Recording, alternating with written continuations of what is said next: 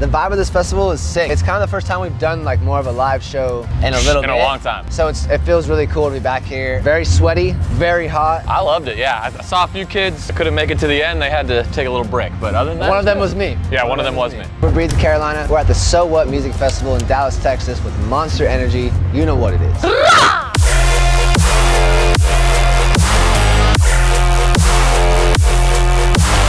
We started the group just kind of for fun. We were making songs on a laptop. It was my first time kind of messing around with electronic music, and I fell in love with it. And we started Breathe Carolina, just like a side thing. We put it online and it kind of just started like taking a life for itself, and it became from a side thing to our main thing. 2015, we really just like fell back in love with dance music. We took like 2 years off, made a bunch of just dance music, and we knew it was gonna be weird for some fans because it was like we were releasing songs where I wasn't singing. We tried to bring it all back together, and we started DJing, and we just had so much fun that we just follow where like we're having fun, you know what I mean? And it's like that's what we're here. So it's be ourselves, but a new version, if you will, of ourselves, but also blend it it's up. kind of an old version. We're weird guys, man. Yeah. We're about to do an EP. It has all singing songs and stuff like that. So we were, we're writing those songs, and at first we were like, we're kind of busy. Then the more we thought about it, we're like, it would be super fun. And then we started making the set, and we were like, okay, we're getting hyped to like do it now. Club stuff, we do it so much that this is like a different vibe, and it's like a new, fresh energy. Mike Zemer does the festival. He was the very first person that brought Breathe Carolina to Dallas, Texas for this festival, for our first out-of-state show ever from Colorado. Full circle coming back to where like our first shot to play in front of more people than we would play for at a show in Colorado where we started. So my highlight is just the set going smoothly. Usually we travel with us two and maybe like 2 other guys. This show we had like 10 people with us, so there was a lot of moving parts. Nothing went wrong. The set was great. I think the highlight. We got the sunset set, which is nice. I mean, it's such a different vibe. We have like club edits of older songs, so like I'll sing them, but it's very dancey, kind of fits the club. But yeah, you can't even compare the two. Today's special because it's like you see the stage like half empty before we play, and then as soon as we're about to play, it's like you see everybody show up and you're like, wow, they're here to see us. They could have been at any other stage. There's 5 other bands playing. They came, they sweated, they sat there for you. Where it's like the nightclub shows, like, yeah, you have your fans there, but you also have people there that like aren't there just to see you. So it's a dope feeling to know like, man, you guys could have been at like 5 other stages, but you decided like, we're gonna come here,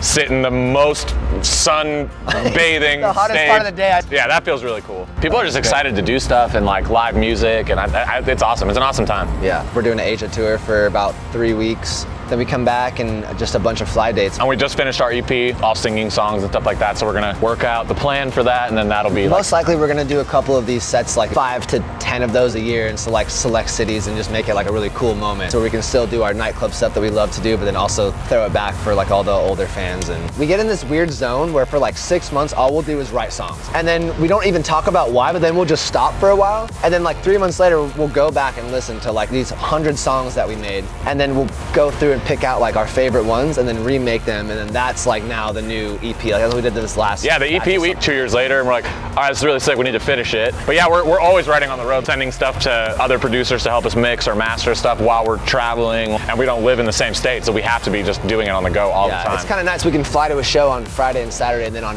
fly home Monday we can work on music all week, and then fly out Friday, Saturday, come home, work on music. So it's very intertwined, I would say. It works well.